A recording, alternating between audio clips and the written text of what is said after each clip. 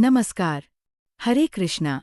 आप सभी भक्तों का स्वागत है इस पवित्र बैसाख मास की कथा श्रृंखला में। आज हम सुनेंगे बैसाख मास के तीसरे अध्याय की दिव्य और पुण्यदायक कथा, जो हमें धर्म, भक्ति और पुण्य की ओर अग्रसर करती है। आइए मन, वचन और कर्म से इस कथा में डूब जाएं। बैसाख मास की तृतीय अध्याय की कथा प्राचीन काल की बात है। एक नगर में सुदामा नामक ब्राह्मण रहता था। वो अत्यंत निर्धन था, परंतु परम भगवत भक्त था। उसकी पत्नी भी पुण्यात्मा थी, जो सदा बैसाख मास में नियमपूर्वक व्रत करती थी और पति को भी प्रोत्साहित करती थी। एक बार पत्नी ने सुदामा से कहा, नाथ, बैसाख मास आरंभ हो गया है।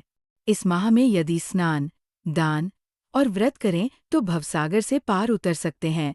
आप भी इस पुण्य अवसर का लाभ लीजिए।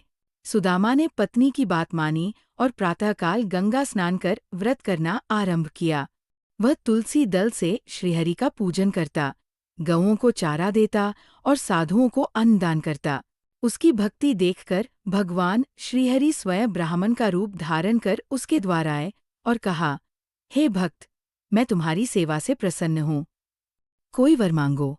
सुदामा भाव विभोर हो गया और हाथ जोड़कर बोला, प्रभु, मुझे कुछ नहीं चाहिए, बस मेरा मन सदा आपके चरणों में लगा रहे।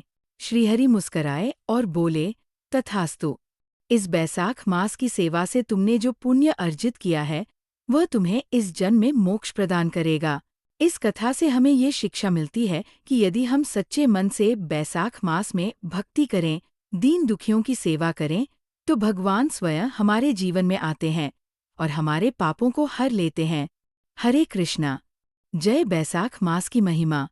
जय श्रीहरि।